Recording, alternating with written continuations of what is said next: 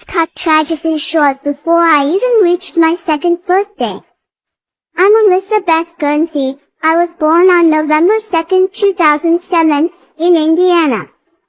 After my father died in a car accident, my mother, Cary Sprunger, was overcome with grief and unable to care for me and my two siblings. That's when she made the decision to place us in the care of her cousin, Christy Shaffer, until she could get back on her feet. Little did we know that this arrangement would lead to unspeakable horrors. As my mother fell deeper into a life of drugs, Christy was granted custody of us, and she limited my mother's access to the older children. I believe now that she did this to conceal the heinous abuse she inflicted upon me. Even the doctors and specialists I was taken to didn't recognize the signs of abuse, despite the mysterious hair loss and unexplained bruises that covered my tiny body. But the abuse didn't stop there.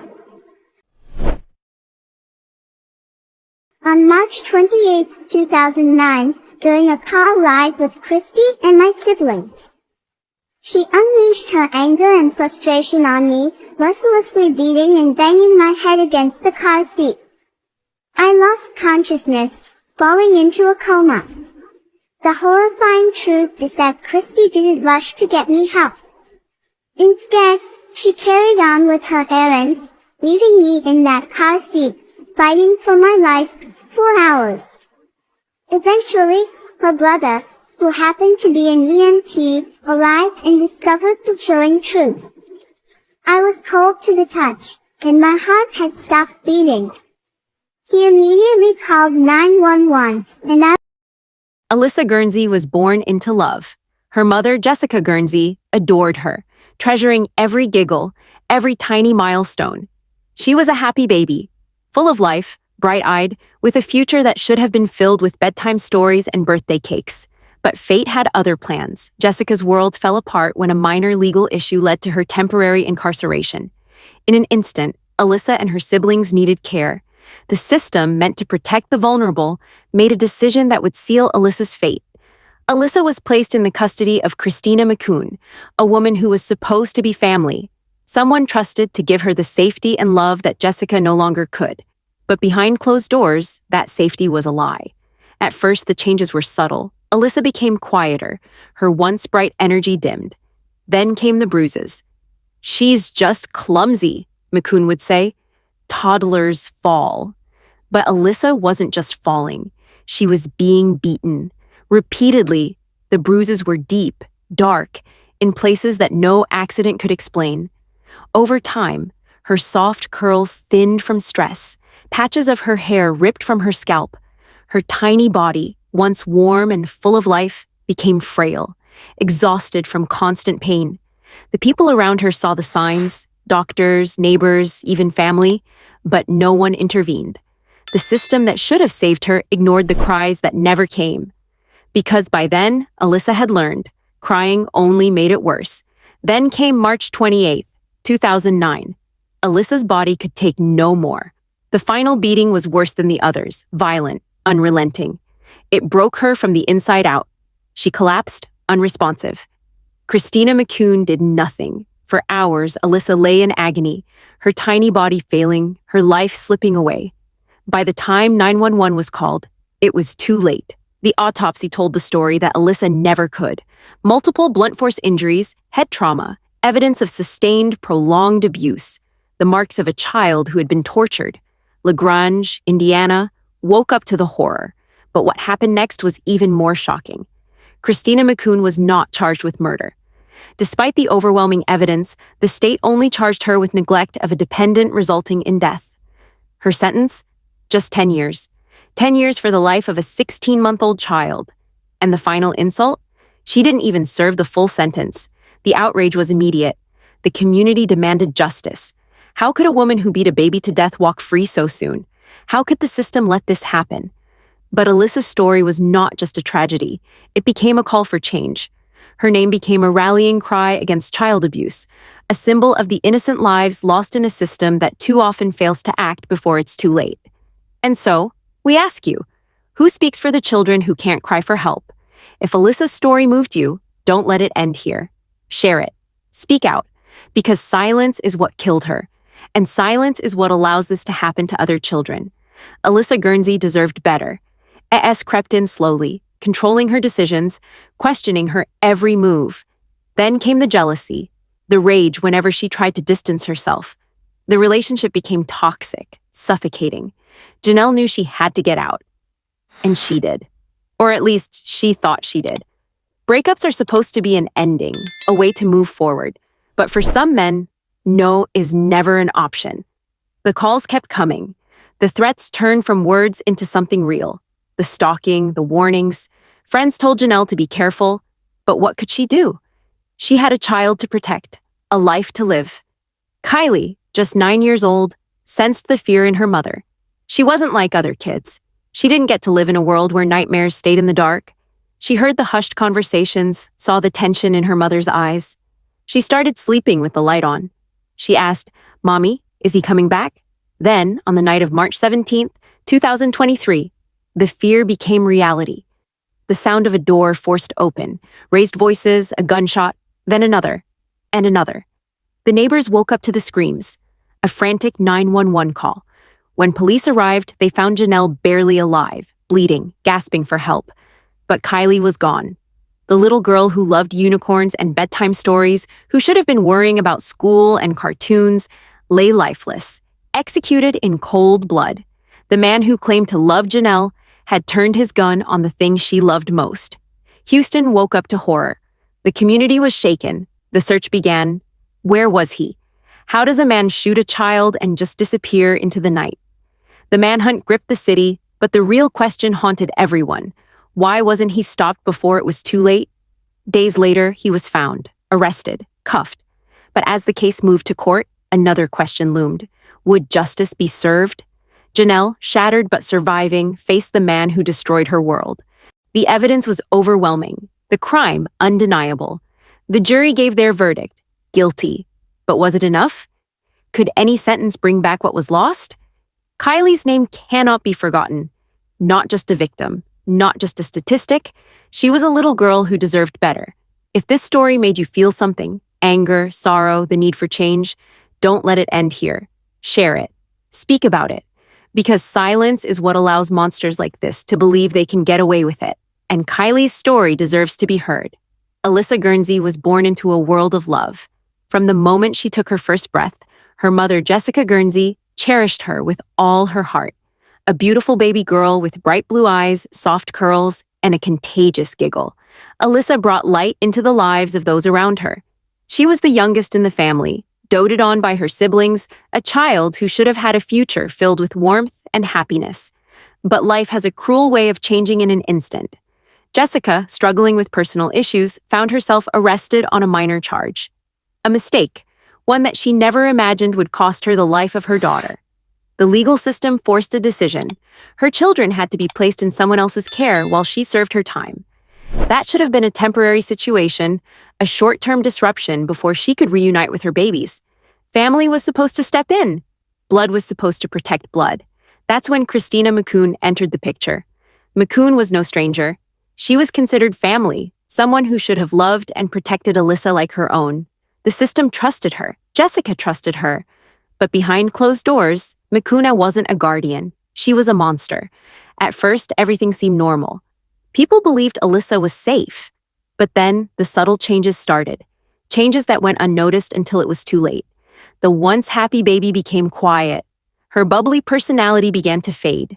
She no longer smiled as often. And then came the bruises. Small at first, dismissed as normal toddler accidents. But they didn't stop. They multiplied. They darkened. People around Alissa saw the signs. Family, doctors, neighbors. But no one stepped in. They had no idea that inside that home, Alissa was suffering unimaginable cruelty. At first, the bruises seemed minor. Just small marks on Alissa's delicate skin. Babies fall all the time, don't they? That's what people told themselves. She must have bumped into something. Maybe she tripped while learning to walk. She's just a baby. Babies bruise easily. But babies don't bruise like this, and babies don't stop smiling for no reason. The bruises didn't fade, they multiplied. Each week, new ones appeared. Dark, angry splotches on her tiny body. Some on her arms, some on her legs, some in places that no toddler could ever get from simply falling. Alissa's once bright personality began to change. The baby who once giggled at everything, who reached for the people she loved, stopped seeking comfort. She became silent, withdrawn, afraid. She learned that crying only made things worse. Then came the hair loss. Not natural, ripped from her scalp. Clumps of her soft curls were missing, pulled out. A child too young to understand why this was happening to her, but old enough to feel the pain. People around Alissa noticed. Doctors saw the marks. Family saw the changes.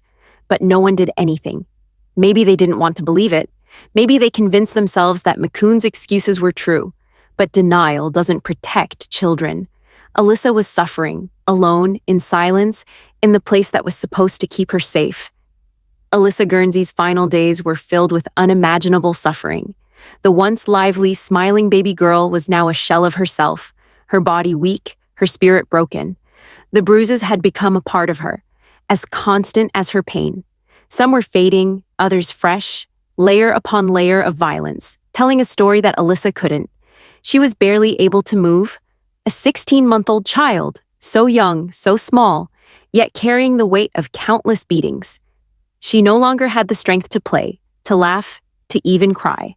And then came the final beating. March 28, 2009. Alissa's frail body could take no more. The last assault was worse than the others. Violent, relentless, merciless. It broke her from the inside out. She collapsed, unresponsive, dying. And Christina Macoon did nothing. She didn't panic. She didn't rush to call 911. She let Alissa lay there, suffering, dying in agony, alone. For hours, her tiny body shut down, the life fading from her little blue eyes. By the time Macoon finally called for help, it was too late. Paramedics arrived to a nightmare. Alissa was gone. But her body told the truth. A truth so horrific, it shocked even those used to seeing death. Because this wasn't just an accident. It wasn't neglect. This was murder. The autopsy left no room for doubt. When the medical examiner examined Alissa Guernsey's small, lifeless body, the horrifying truth was exposed in brutal detail. Multiple blunt force head injuries, bruises in various stages of healing, hair missing from her scalp, signs of repeated systematic abuse. This was not an accident. This was torture. The town of LaGrange, Indiana, woke up to the horror. A peaceful community, the kind of place where people left their doors unlocked, now faced a reality too dark to comprehend. A baby had been beaten to death in their midst. And worse, it had gone unnoticed. The outrage was immediate. How did no one stop this? Why didn't someone protect her? And the biggest question of all, would justice be served? The trial should have been simple. The evidence was overwhelming. The injuries told a story that Alissa never got the chance to speak. The prosecution had everything they needed to put Christina Macoon away for life. But justice never came. Macoon was not charged with murder. Instead, she faced a lesser charge, neglect of a dependent resulting in death. And her sentence? 10 years. Just 10 years for stealing the life of a 16-month-old child. The community was outraged. This wasn't neglect. This was brutal, unrelenting abuse. How could someone who tortured a baby to death walk free in a matter of years?